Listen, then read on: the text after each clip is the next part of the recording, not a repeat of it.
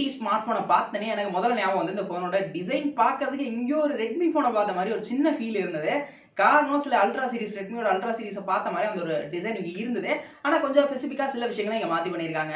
வழக்கம் போல இந்த டைமே இந்த ஃபோனுக்கு கேமரா யூஸோட பண்ணியிருக்காங்க. நிறைய விஷயங்கள் கேமராஸ்க்கு ஸ்பெசிஃபைடாக எடுத்துட்டு வந்திருக்காங்க இந்த ஸ்மார்ட் ஃபோனில். எப்பயும் போல டிசைன்லேருந்து காமனான கண்டென்ட்ஸ் பார்த்துட்டு கேமராவை கடைசியில் பார்ப்போம்.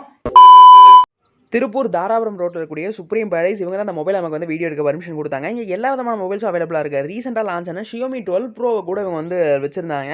இந்த மாதிரி ஆன்லைன் ஸ்பெசிஃபிக்காக இருக்கக்கூடிய ஃபோன்ஸை கூட கஸ்டமர்ஸ்க்காக சேல்ஸ்க்காக வாங்கி வைக்கிறாங்க. எல்லா விதமான லோன் ஃபெசிலிட்டிஸும் பண்ணி தராங்க.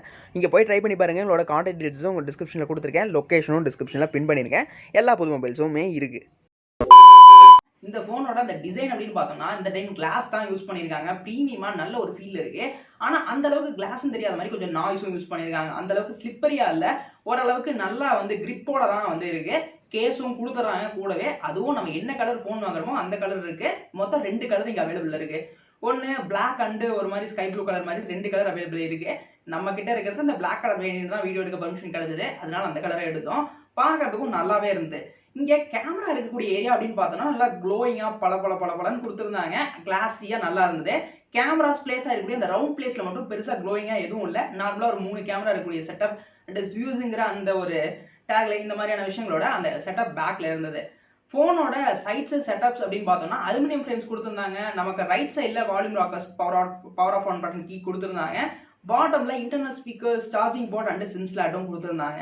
மற்றபடி எதுவும் இல்லை. ஆனால் டாப் சைடில் முதல்ல இந்த ரெட்மி ஃபோனை நான் ஞாபகப்படுத்தணும் பார்த்தீங்களா, அந்த மாதிரி ஒரு விஷயம் பண்ணியிருக்காங்க. IR பிளாஸ்டரும் கொடுத்துருக்காங்க. கொஞ்சம் புதுசாக இருந்தது. IR பிளாஸ்டர் விவோ ஃபோனில் எப்படி கொஞ்சம் இதாக தான் இருந்தது. ஆனால் பரவாயில்ல, இதுவும் கொஞ்சம் யூனிக்காக நல்லா இருந்தது. நிறைய அந்த கண்ட்ரோல்ஸ், ஏசி கண்ட்ரோல்ஸ் ஆகட்டும், டிவி கண்ட்ரோல்ஸ், அந்த மாதிரி விஷயங்களை இந்த ஃபோன்ஸில் கண்ட்ரோல் பண்ணிக்க முடியாது. ஒரு நல்ல பாசிட்டிவாக இருந்தது. டிசைனில் இந்த மாதிரி விஷயங்களை பண்ணியிருக்காங்க. இங்கே ஃப்ரண்ட் போர்ஷன் டிஸ்பிளேன்னு வரும்போதில் ஒரு ஃபுல்ஃபில்டா எல்லா விஷயங்களையும் இங்கே டிஸ்பிளேல பண்ணியிருந்தாங்க. X80 பொறுத்த வரைக்கும் இங்கே AMOLED கொடுத்துருக்காங்க. 6.78 இன்ச்சஸ் இருக்கக்கூடிய ஒரு பெரிய டிஸ்பிளே கொடுத்துருக்காங்க. இந்த டிஸ்பிளேல எனக்கு ஒரு நல்ல விஷயமாகவும் அதே நேரத்தில் கொஞ்சம் கெட்ட விஷயமாகவும் இருந்தது. இது ஒரு கவ் டிஸ்பிளே.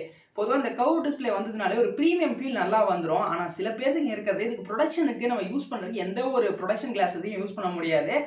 நம்ம கேஸ் போட்டாலும் புடுங்கிட்டு வந்துடும். இல்லைனா கொஞ்சம் ஏதாவது இடச்சுன்னா சைடில் கூட இந்த டெம்பர் அப்படியே புடுங்கிட்டு வர மாதிரி சில பிரச்சனை இருக்கும். அது ஒன்று தான் எனக்கு கொஞ்சம் அதில் எடுத்தது. ஆனால் மற்றபடி இந்த கவுடாக இருக்கக்கூடிய டிஸ்பிளேஸ் எனக்கு ரொம்ப பர்சனலாக பிடிக்கும். நல்லாவே இருந்தது அப்படின்னு சொல்லலாம்.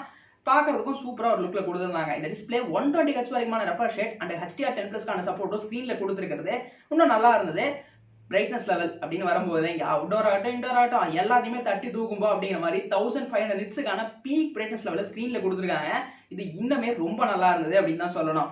ஒரு ஸ்க்ரீனில் என்னென்ன வேணுமோ இங்கே எல்லாத்தையுமே ஃபில்ஃபில்டாக பண்ணிட்டாங்க. ரொம்ப நல்லா இருந்தது. இங்கே டச் சாம்பிளிங் ரேட் அப்படின்னு வரும்போது நார்மலாக யூஸ் பண்ணும்போது 120 Hz வரைக்குமான டச் சாம்பிளிங் ரேட்டும், அதே நேரத்தில் கேமிங்லாம் விளையாடுறோம் அப்படிங்கும்போது இன்னுமே ஸ்மூத்தாக கிடைக்கணும், பர்ஃபார்மன்ஸ் கிடைக்கணும் அப்படிங்கிறதுக்காக 180 Hz 240 Hz டச் சாம்பிளிங் வரைக்குமே ஸ்க்ரீனோட அந்த டச் சாம்பிளிங் ரேட்டை இன்க்ரீஸ் பண்ணியிருக்காங்க. இது ஒரு நல்ல விஷயமா இருந்தது. நமக்கு வேணுங்கிற இடத்துல இந்த ரெஃப்ரெஷ் ரேட்டும் சேஞ்ச் ஆகிறது, இந்த பேட்டரியை கொஞ்சம் கன்சியூமாக யூஸ் பண்ணுறதுக்கு ஒரு பாசிட்டிவ் பாயிண்டாக கொடுத்துருக்காங்க. சொல்றதுக்கு நிறைய இன்டெப்தான டீடைல்ஸ் இருக்கு அப்படின்னு தான் சொல்லணும். அவ்வளோ விஷயங்களை இங்கே ஸ்க்ரீனில் கொடுத்துருக்காங்க. இந்த வகையில் இது எல்லாமே நல்லா இருந்து. இங்கே மெயினாக அந்த ஃபோனோட வெயிட் அண்ட் திக்னஸ் வந்து கவர் பண்ணோம்ல. வெயிட்டை பொறுத்த வரைக்கும் இந்த ஃபோன் கொஞ்சம் அதிகமாக தான் இருக்கு. 206 கிராம் வரைக்கும் ஃபோனோட வந்து வெயிட் இருக்கு. இல்லைன்னு சொல்ல முடியாது, கொஞ்சம் அதிகமான வெயிட் தான். ஏன்னா ஃபோனில் அவ்வளோ விஷயம் இருக்கு, அதனால வெயிட்டும் கொஞ்சம் அதிகமாக இருக்கு. திக்னஸ்னு வரும்போது 8.8 mm திக்னஸ் வரைக்கும் ஸ்மார்ட் ஃபோன் இருக்கு. ஆனால் பெருசாக ரொம்ப பல்ஜான ஃபோன் மாதிரிலாம் தெரில. ஓரளவுக்கு கையில் இருக்கும்போது நல்லா தான் இருக்குது. ஒரு கையில் ஹேண்டில் பண்ண முடியுது. நான் ஒரு கையில் ஃபோனை வச்சுட்டு இன்னொரு கையில் சிங்கிள் ஹேண்டில் யூஸ் பண்ணி பார்த்தேன். ஓரளவுக்கு யூஸ் பண்ணுறதுலாம் நல்லா தான் இருந்தது. நீங்கள் ஸ்க்ரீனில் பார்க்கும்போதே தெரிஞ்சிருக்கும். ஆனால் சில டைம் வந்து சில விஷயங்களை கொஞ்சம் ஹேண்டில் பண்ணுறது கஷ்டமாக இருந்தது. 20:9 ஆஸ்பெக்ட் ரேஷியோட ஸ்க்ரீன் இருக்குது. இங்கே செட்டப்ஸ் எல்லாமே நல்லா இருந்தது. பவர் பேக்டா. இங்கே ஃபோனோட பேட்டரிஸ் 4500 mAh பேட்டரி தந்திருக்காங்க. பாக்ஸில் 80 வாட்ஸ்க்கான ஃபாஸ்ட் சார்ஜிங் இன்க்ளூட் பண்ணியிருக்காங்க. கிட்டத்தட்ட ஒரு 39-37 நிமிஷத்தில் உங்கள் ஃபோன் ஃபுல்லாக சார்ஜ் ஆயிடும் அப்படிங்கிறது தான் இங்கே பாயிண்ட். இங்கே ரிவேஸ் சார்ஜிங் சப்போர்ட்டும் கொடுத்துருக்காங்க. 50 வாட்ஸ் வரைக்கும் ரிவேஸ் சார்ஜிங் சப்போர்ட்டுமே இருக்கு. இது ஓவரால் இங்கே எல்லாமே முடிஞ்சதில்லை. இங்கே மெயினாக இந்த ஃபோனோட பர்ஃபார்மன்ஸை பொறுத்த வரைக்கும் இங்கே டைமென்சிட்டியோட 9000 பர்ஃபார்ம் பண்ணுது. இங்கே நமக்கு ஜிபியூன்னு வரும்போது மாலி G710 MC9 இங்கே பர்ஃபார்ம் பண்ணுது.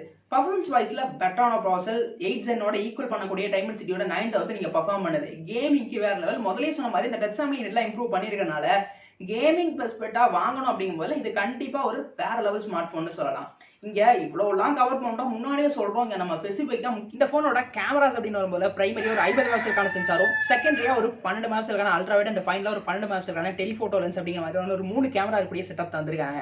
இங்க எங்கடா மேக்ரோ மிஸ் ஆகுது அப்படின்னு பார்த்தா அல்ட்ரா வைட்லயே அந்த மேக்ரோவையும் வந்து ஃபிக்ஸ் பண்ணிட்டாங்க. மொத்தம் 4 கேமராஸ் 4 விஷயங்கள் இங்க இருக்கு.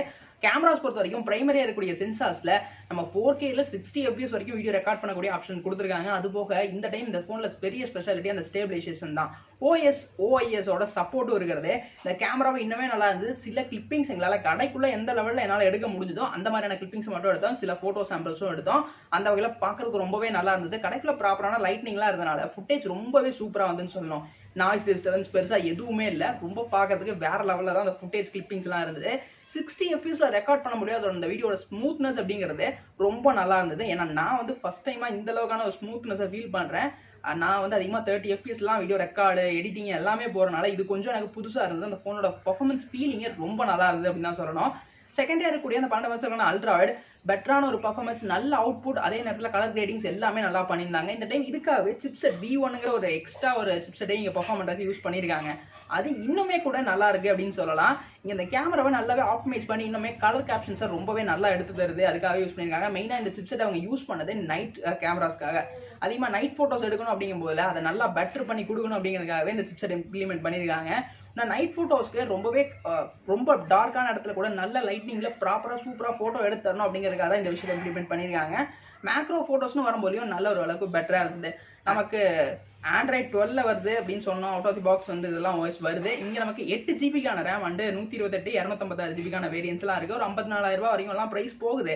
ஓவரால் செட்டப்ஸ் ஃபோனில் என்னென்ன விஷயங்கள் இருந்து அப்படிங்கிறத எக்ஸ்பிளைன் பண்ணிட்டோம். இந்த ஃபோனோட பர்ஃபார்மன்ஸ் அப்படின்னு வரும்போது டீசெண்டாக ரொம்பவே நல்லா இருந்தது அப்படின்னு தான் சொல்லணும். கேமராஸ் பொறுத்த வரைக்கும் அதுக்காக தான் மெயின் அந்த ஃபோனையே வீடியோ எடுத்தோம். ஃபோன் ரொம்பவே நல்லா தான் இருந்தது. அடுத்த வீடியோவில் இனிமேல் ஒரு டெப்த்தான ரிவ்யூவோட வரலாம். அதுக்கும் கேட்டிருக்கேன், பார்ப்போம்.